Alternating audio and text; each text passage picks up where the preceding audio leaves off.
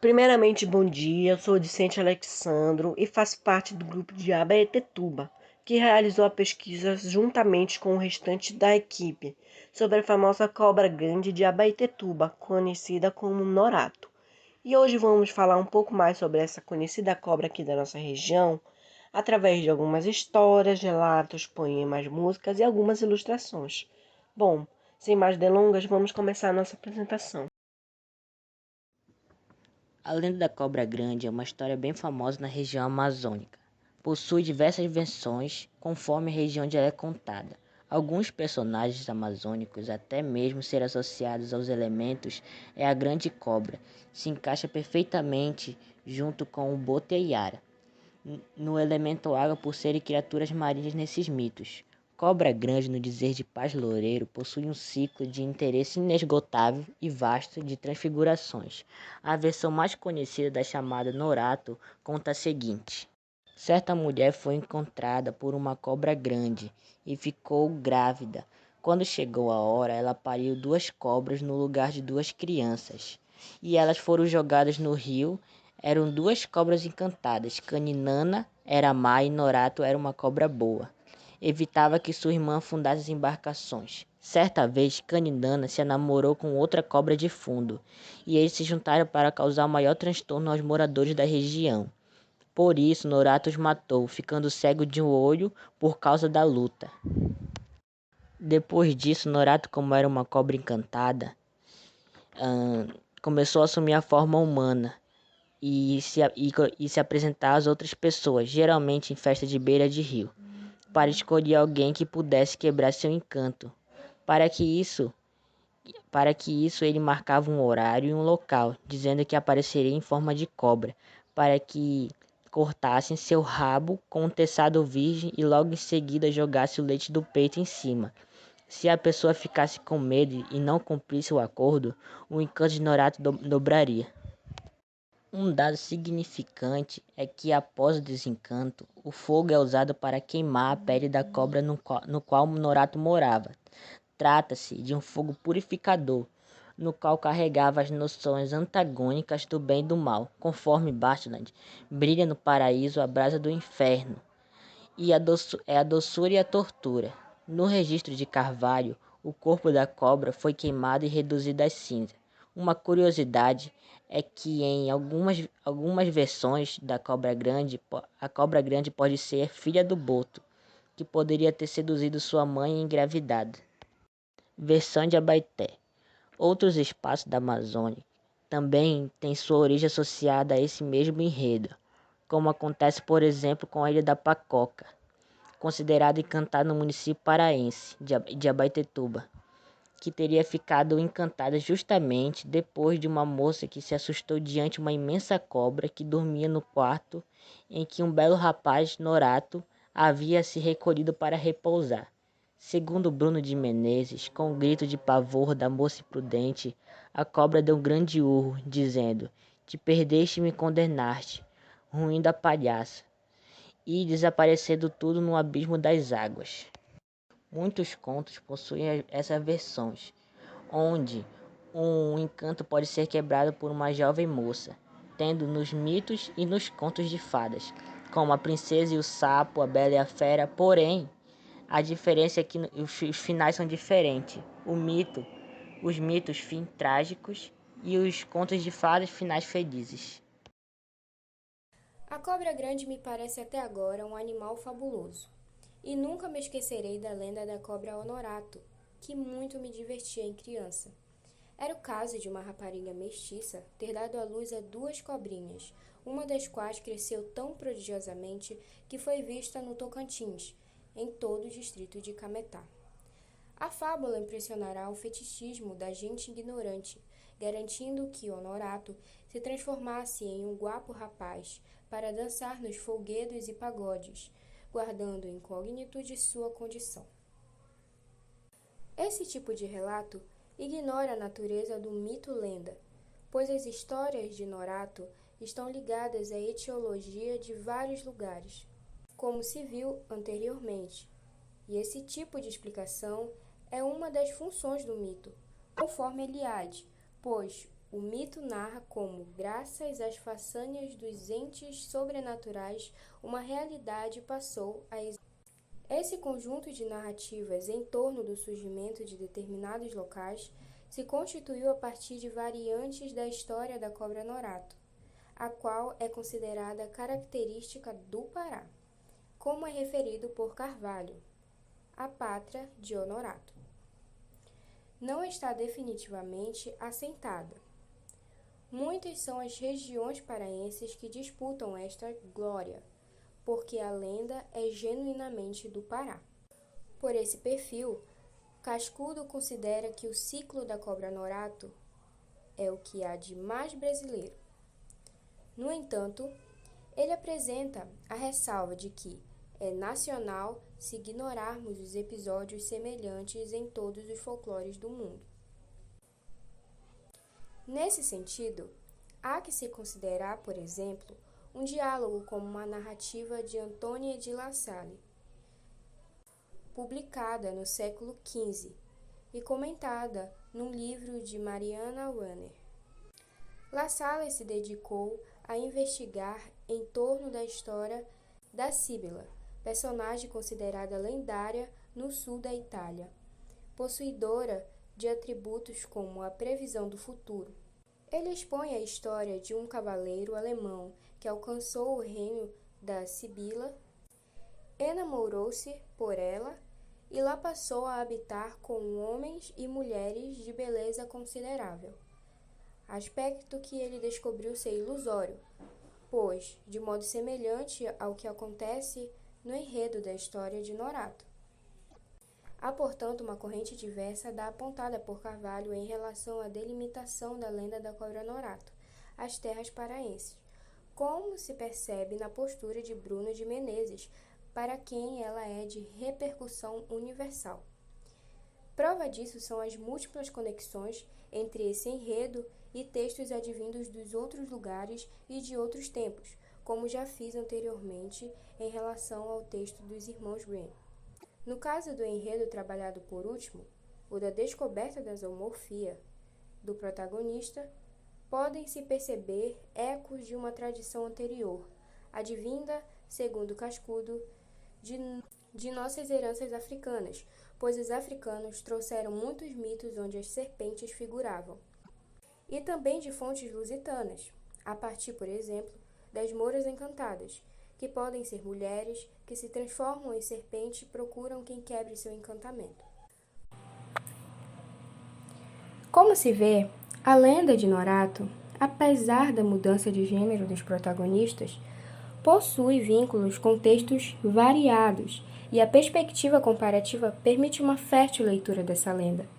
Também ficou patente nesta exposição que a lenda em questão transita entre a letra e a voz, para fazer alusão a conceitos propagados por Zonto, e que o livro Cobra Norato, de Hal Bopp, não se mostra como uma adaptação ou releitura das variantes aqui referidas, o que não se constitui em tema de menor importância. Porém, esse é um recorte que fica para uma outra oportunidade, quando publicar um estudo mais amplo sobre a cobra Norato.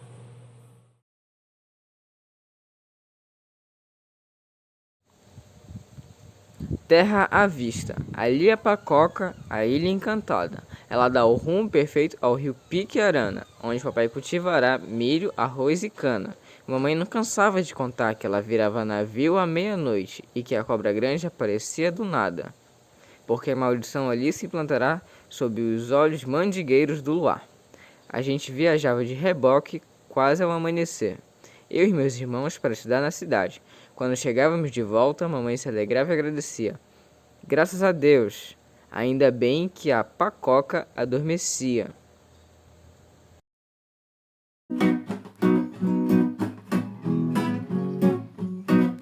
Já cansei de matutar o Abaeté do meu Pará, Vila de Beja, o que será? O Ponto Preto não vi passar. Já cansei de matutar o Abaeté do meu Pará, Vila de Beja, o que será? O Ponto Preto não vi passar. Abaetetuba, nossa morada, quem vem aqui tem tende a voltar, mas muita coisa está errada. Se está errada, vamos falar. Entenda que nós entendemos que a cobra grande não morreu no mar. Sabemos que o curupira não morreu na mata, nem se perdeu por lá. Já cansei de Matutá, o Abaeté do meu Pará. Vila de Bejo, o que será? O boto preto não vi passar. Já cansei de Matutá, o Abaeté do meu Pará. Vila de Bejo, o que será? O boto preto não vi passar. Nossa esperança é um pó mais nada. Beira, beirada, não tem mais cais. Praia de Beja apedrejada, feja queimada nos matagais. Entenda que nós entendemos que o lobisomem não esqueceu o luar. Sabemos que pela Pacoca o encanto desemboca durante a pré-amar. Já cansei de Matutá, o Abaeté do meu Pará. Vila de Bejo, o que será? O boto preto não vi passar. Já cansei de Matutá, o Abaeté do meu Pará. Vila de Bejo, o que será? O boto preto não vi passar. A nossa fome está na cachaça, mas não tem graça, tem que importar. Falta incentivo, não na desgraça. Engenhos mortos, sonhos no ar. Entenda que nós entendemos que a tia Matita não morreu num bar. Sabemos que o passarinho só perdeu seu ninho porque não quis lutar. Já cansei de Matutá, o Abaeté do meu Pará. Vila de Bejo, o que será? O boto preto não vi passar. Já cansei de Matutá, o Abaeté do meu Pará. Vila de Bejo, o que será? O boto preto não vi passar.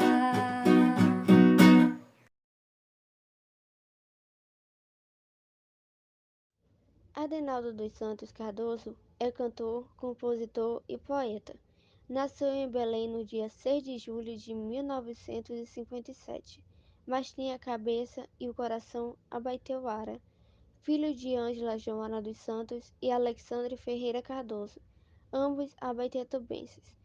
Estudou o curso primário no Grupo Escolar Dom Vicente Maués, Abaetetuba, o ginasial no Colégio São Francisco Xavier, Abaetetuba, e concluiu o magistério na Escola Estadual Visconde de Souza Franco, Belém.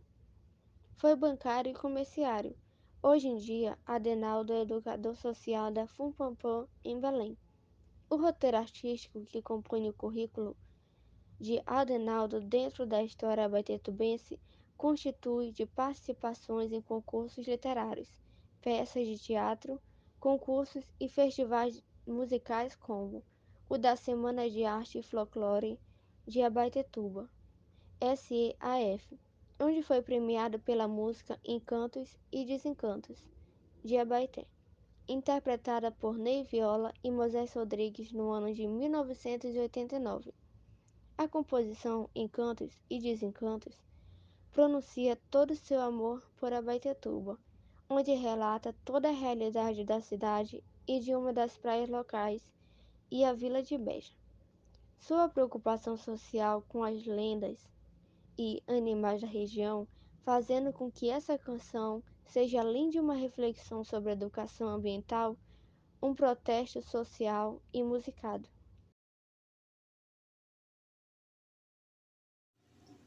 Conto na versão de Alexandre Silva. Eu escutei essa história quando era uma criança. Minha professora me disse a seguinte versão. No município de Abaetetuba existia uma criatura conhecida popularmente como Cobra Grande. Era tão grande que sua cabeça ficava debaixo da igreja de Conceição e seu rabo ficava na tão conhecida Ilha da Pacoca. Relatos diziam que se um moço conseguisse matar a criatura, ficaria como a bela moça. Ele não sabia se era indígena ou a origem da tal moça, e ficaria com um barco iluminado que iria navegar no lugar da cidade de Abaetetuba, pois diziam que quando um bravo senhor matasse a cobra, a cidade de Abaetetuba iria afundar, e ia dar lugar a esse barco cheio de luzes. Ele não lembrou mais detalhadamente de como mais ou menos era. Vários bravos homens foram atacar a grande criatura, mas poucos voltaram, até que um sobrevivente disse que para ganhar da cobra bastava cortar seu rabo e fugir sem olhar para trás. Muitos tentaram, mas uma tentação os forçava a olhar para trás, e eram devorados logo em seguida.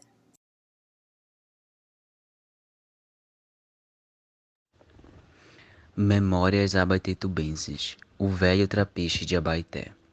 Eis a tragédia sem precedente, o medo instaurado no interior, pela cidade o estrondo sentido, perda sofrida e seu estupor. O povo corria em desespero, a história levada à contravasão, a base expôs a fraqueza brutal, a queda marcou uma geração. O som traduziu a dor aparente, olhos atentos a cada surpresa. O maratuíra impôs o respeito, força imparável da natureza. A cobra grande foi a culpada, beira nativa presa à maré. A velha estrutura desmoronou, caiu o trapiche de Abaeté. Bom, e seguindo os relatos que foram até aqui apresentados, a gente tem um caso recente de parte da orla de Abaetetuba que foi tragada pelas águas. O que aconteceu aqui? A força das águas veio de uma forma muito impetuosa sobre ela, e com isso provocou uma erosão, ou seja, ela bateu tão forte que acabou ruindo aquela parte e caiu rio abaixo. Segundo as imagens que a gente tem aqui obtidas, ainda é possível, a gente consegue ver os escombros, entendeu? Principalmente na primeira imagem, a gente consegue ver os escombros ruídos caídos no rio. É um acidente bem forte mesmo, que ainda estão submersos. E aqui o texto complementa: não é de hoje que essa região sofre com os problemas semelhantes. Em 1988, ainda na gestão do prefeito João Bittencourt, o tapiche de Abaeté caiu, causando a morte de pelo menos 4 barqueiros e prejuízo para os comerciantes do local. Ou seja, não é de hoje que a gente tem acidentes desse tipo na nossa cidade. A gente já teve vários outros acidentes que implicaram com a queda, principalmente na região da orla. Teve aquela situação que várias casas vieram abaixo, entendeu? Que estava já numa área de risco e o peso foi muito grande e o solo cedeu, entendeu? Levando ao chão diversas casas, com várias pessoas desabrigadas. Então, não é de hoje que nós temos essa situação na cidade. E aí, como a crença popular ela é muito forte, principalmente na região do Pará e Amazonas, é muito forte essas crenças populares, crenças folclóricas, muitas pessoas começaram a dizer, né, que isso seria responsabilidade da cobra grande.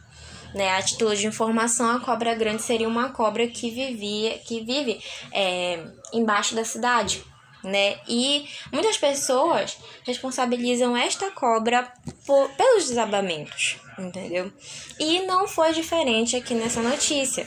Segundo a lenda popular, em Abaetetuba, a principal responsável pelos prejuízos no tapiche e nas demais obras da região é a mística serpente encantada da Ilha da Pacoca, que apronta de vez em quando, entendeu? Foi o que eu falei, que muitas das vezes nesses desabamentos as pessoas utilizam a cobra para explicar esses desabamentos, porque muitas das vezes não existe um princípio evidente para eles.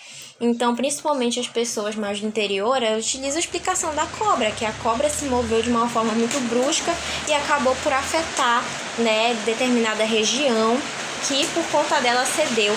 E aqui nessa notícia não foi diferente, entendeu? Muitas pessoas mais antigas começaram a dizer que foi a responsabilidade da cobra que caiu, e sempre essas ocorrências, ou quase sempre, elas ocorrem na região da orla ou próximo aos rios, o que fortalece muito mais essa crença popular na cobra grande que faz desabar essas áreas.